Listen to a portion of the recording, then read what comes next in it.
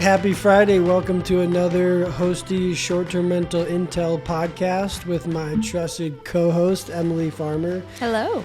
Yes, good morning. Today we are at a beautiful 4-bedroom home of ours by the nickname Antlers Lodge. It's kind of northeast Colorado Springs, Colorado. And today we've chosen to talk about a topic in regards that will help hopefully both property management companies and owners who are looking at new markets to move into, either to purchase new properties in. Some of the things to look at, we've got about 7 we've identified, or for property management companies who are looking to move from one market to the next market. Maybe they're ready for a second branch or something along those lines. So probably this, for starters, the biggest one would be permitting. We've run into some issues with permitting in different areas. It's going to start on a state level. It's going to go down to a county level, a city level. And I think we've seen a lot of our success, or not a lot of it, but unincorporated areas. So areas outside of towns that are unincorporated that have no permitting at all.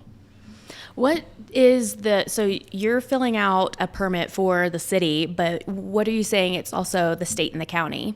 Well, so there'd be a couple different things you'd want to look at. For starters, a business license. Just about every single area that I'm aware of requires a business license.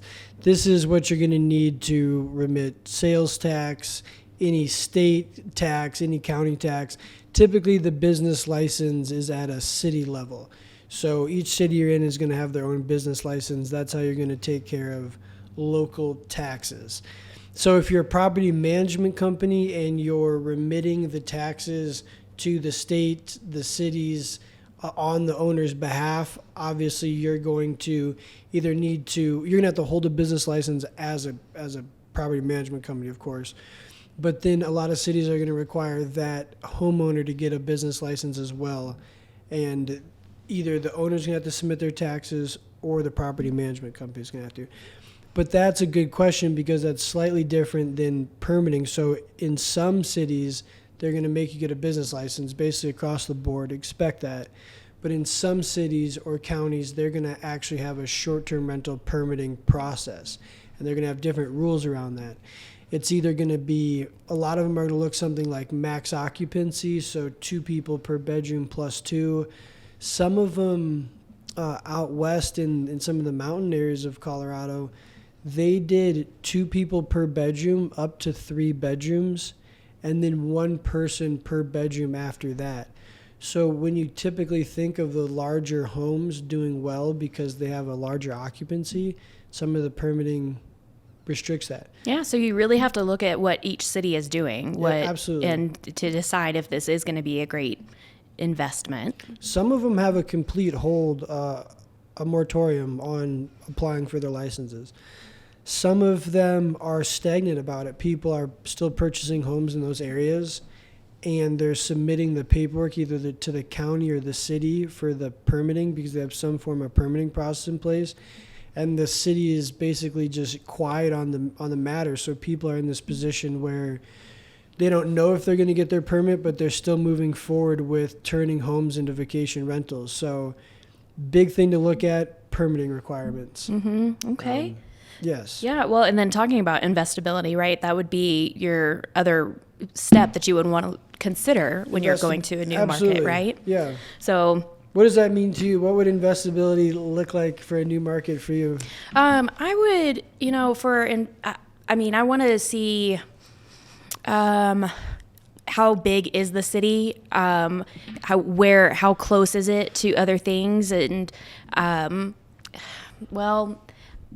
I don't know, what would it mean to you, I guess, because the more that I'm thinking about it, I might be getting into a couple of our other. You touch, because you'll touch on, labor force. So labor force, competition, similar inventory. Okay. So I think to simplify investability, one way to look at it would be the average price of homes in that area divided by or over the average nightly rate of vacation rentals in that area. Okay, so from an owner perspective, that would be, Yes. and then I started thinking about it as a property management perspective. What am I getting into? How can we market this house? Or am I going to have enough labor force there? Or is it near shopping and is it near entertainment? Yeah, absolutely. So when you look at investability, you could look at, I mean, from an owner perspective, investability might mean that it's a good buy on the property, and vacation rental rates, nightly rates are high or at a good price to make that purchase of that home worth it. But even if the purchase of the home is worth it, is the labor force in that area going to support you running a quality vacation rental? And so that might look like, from a property management standpoint, having quality cleaning teams, having local support, having maintenance teams, having everything lined up. But from an owner perspective, being able to themselves, if they did it themselves, finding a cleaner, finding a maintenance team, finding people on the ground to help. So I think investability really is, can I buy a home for a good price, and could I get a good nightly rate for it as a vacation rental? Would be that in a nutshell. And that goes into labor force. And we've had trouble with this in Chaffee County, so in parts of Colorado where the labor force is minimum and everyone is overloaded with work, or is not willing to accept more work. Right, it's a shortage of contractors as well, plumbers or just general maintenance. I mean, there's one laundromat in town that, to see what their labor force is, if they're going to end up helping you with your laundry, I mean, is that going to be worth it at all? Because I think we ended up going 20 minutes away to the next town for laundry services, actually, because our cleaner lived there, and that made sense when we were trying it out. How many would you, for more of a remote location, how many cleaning teams or maintenance contacts do you think one should have lined up to really feel comfortable? 2? Do you think 2's enough? Do you think 3? I think if you want to have a 7-day turnover, definitely have two different cleaning teams, or have one cleaning team that does have 7-day-a-week coverage. Oh, I'm sorry, same-day turnaround. Same-day turnaround. Okay, I thought you said 7-day Well, turnarounds. I mean, yeah, same-day turnaround, 7 days a week. Yeah, gotcha. Right? Gotcha. I mean, because there is some, restrictions that you can put on your listings with some booking platforms where you don't have anybody checking out on Sundays because you just don't have the labor there. Yes. But we're looking at to have those 7-day-a-week, same-day turnarounds. So I would start looking for a great cleaning crew, and then also have that backup in my pocket. But with a maintenance, probably just one if he is on call, unless I'm expecting him, to be clocked in 5 days a week and 2 days off. But if he is just on call, I bet one maintenance guy could start you off with one home. And that goes back to investability. You might be able to get a home for a good price, and overall, it seems like the market has good nightly rates, but you might not be able to rent your house out for as often as you thought you might be able to, because you end up blocking off days trying to line up cleanings, trying to line up different maintenance That's issues. a really good point. We are running into some of those issues, just very minimal though, where we do a preparation time where we have a block for 24 hours before and after each reservation to assist with our cleaning crew because of the drive time, because of how long the laundry can take. And it can, be detrimental to the owner's calendar. So ideally, you would want to make sure that you have availability that is available that 10 a.m. to 4 p.m. window 7 days a week and turns Absolutely. it over. But and this, just to be clear, these are your cabin, your premium cabin getaways that are a decent way out from any city, 45 minutes plus out, which also, ties into the labor force. And the next one would be seasonality. And when you're talking about premium luxury cabins in the mountains, seasonality is a huge factor. So when you're looking at markets to move into, either an owner to purchase homes or either a property management company to manage homes in that area, seasonality is a big thing. In some of the markets that we're in, we've got basically 3 seasons. We've got the summer, which is a peak season, which is a peak season for a lot of markets. And you've got your early springs, your late falls as your mid seasons, and your winter typically as your slowest seasons of the year. Well, and that's kind of our area in general. But then you might have an area like Scottsdale, Arizona, that is just about the exact opposite of our market. So if you're an owner and you have a home in an area where maybe the winter's the slowest, and then you have a home in a different area where the winter's the peak season, you can offset some of that seasonality in homes. That would be great, actually, right? Yeah, easier said than done, absolutely. But as you look at those markets, and even Breckenridge and Colorado Springs are actually 2 good mirroring markets, and a lot of our owners have homes in both areas. And of course, Arizona and Colorado are in different areas are mirroring markets. And you could do this state to state. You could have states that mirror each other or are opposite of each other. And you can even do it with cities in states like Colorado, Breckenridge. Or I love thinking about the idea. I grew up in Dallas, Texas. I mean, there may be a seasonality for in Dallas, but then we love going to the lake in the summer, and the lake is only 20 minutes. Maybe some drives are an hour and 45 minutes, but still, so you could be having those 2 markets offset each other. Well, and you bring up a big one. This will kind of tie into the vacation demand, but seasonality in terms of driving. A lot of times these homes are being filled with people who are driving, 4 to 6 hours. It's so depending on the town, and kind of ties in investability too.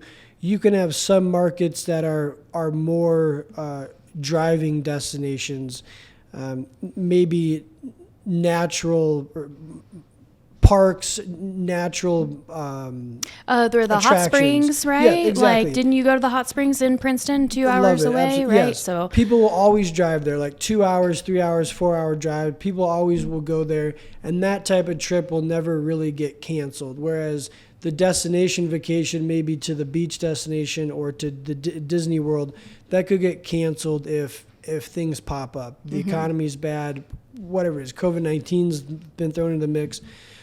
But you have areas where people can always drive to, then your seasonality isn't quite offset as bad, right? It doesn't. Right. So when you look at different areas, consider seasonality. When do you only have 2 to 3 months of the year to really capture the majority of the revenue for that home, or is it pretty stable across 1 full year, or do you have markets that mirror each other? And can you talk a little bit too? I mean, is there any benefit where you do have a short-term rental and then you turn it into a mid-term rental during a slow season, or is that not recommended?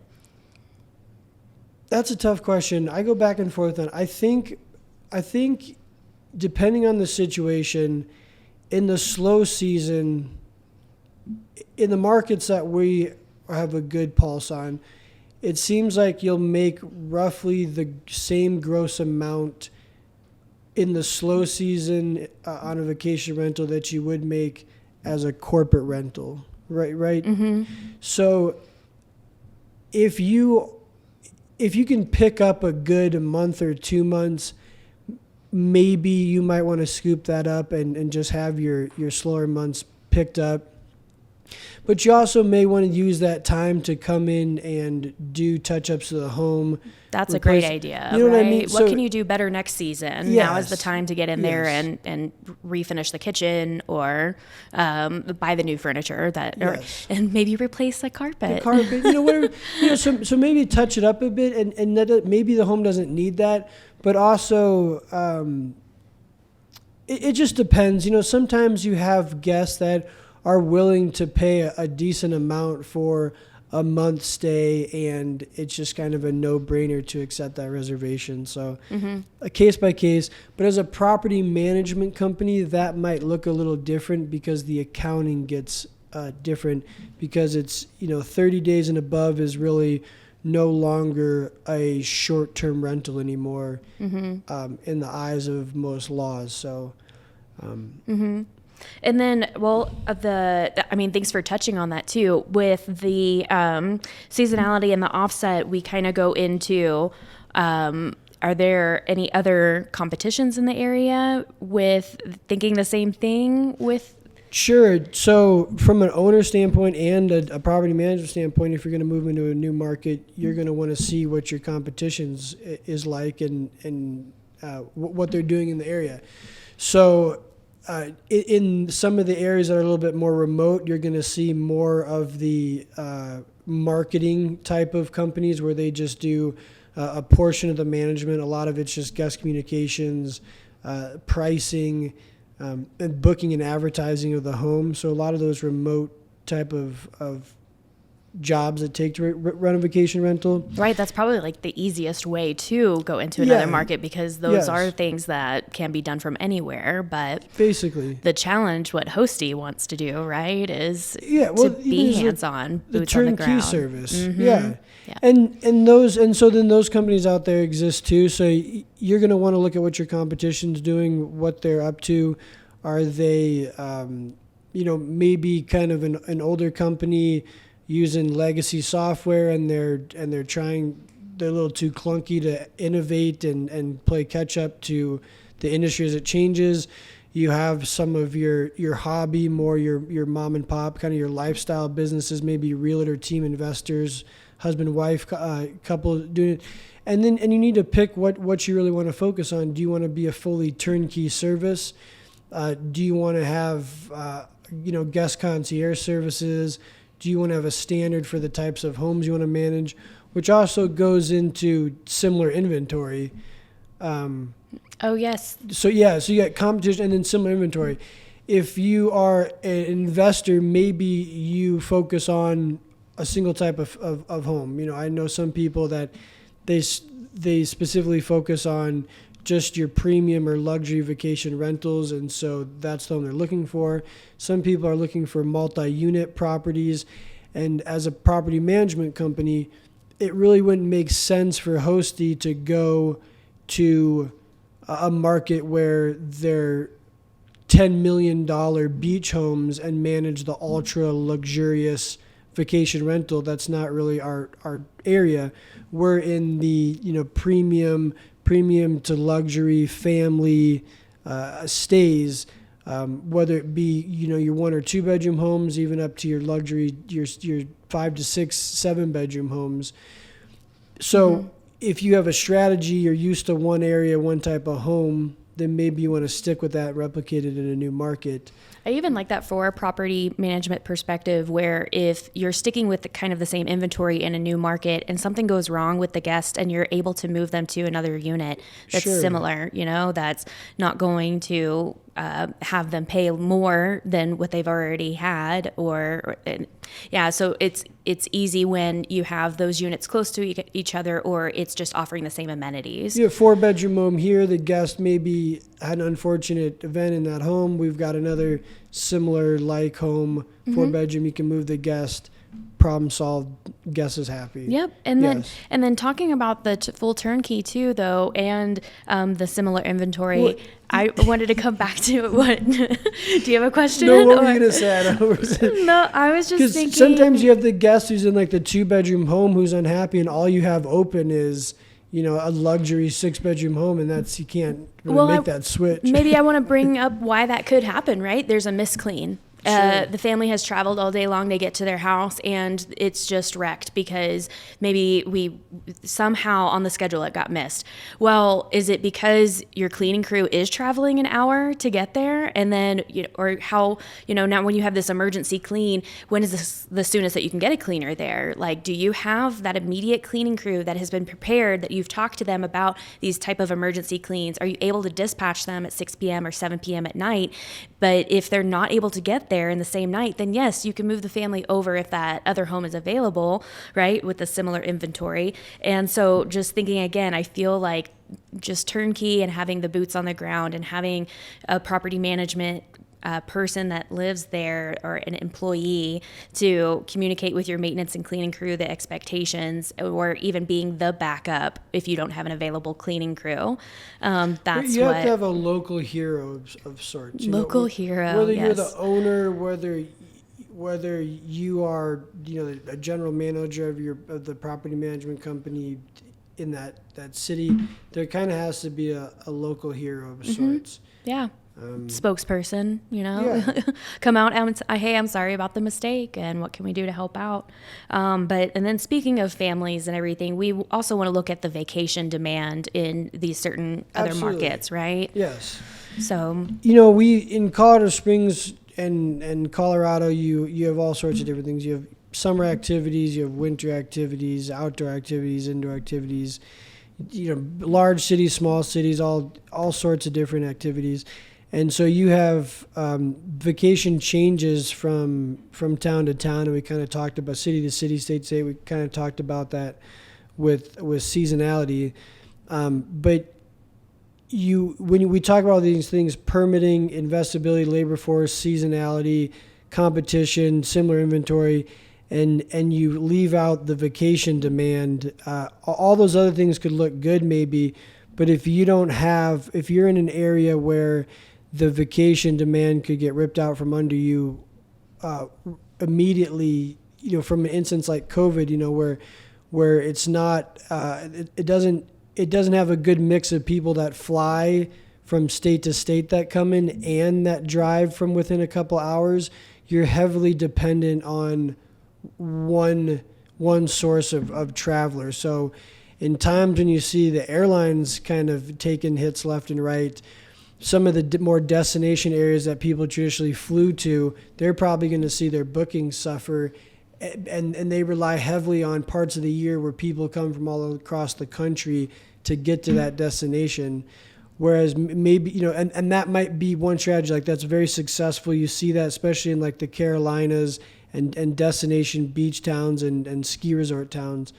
But what's also unique about kind of an area like Colorado or areas that have winter and summer activities is you have the people who are driving, who are sustaining one type of economy. They're driving, they're coming from short distances. And then you have the other people who are flying in for more specific times of the year, more specific events, I suppose. yeah, we have quite a few different seasonalities in Colorado Springs. Yes. So we're very lucky, I would say, because there's always something to do here, and then we're not that far away from the ski towns. But at the same rate, opening up a new market or looking at some of the mountain homes or in different parts of Colorado for different activities like the hot springs, or even we're lucky because we have the Air Force college here. So there's certain events that parents are coming to visit their kids, so they need a family home. And this is public information too. You can get this from local municipalities and cities, like their chambers of commerce, their tourist information centers, county data. You can see really where travelers are coming from, and you can get a general idea of the markets before you invest there.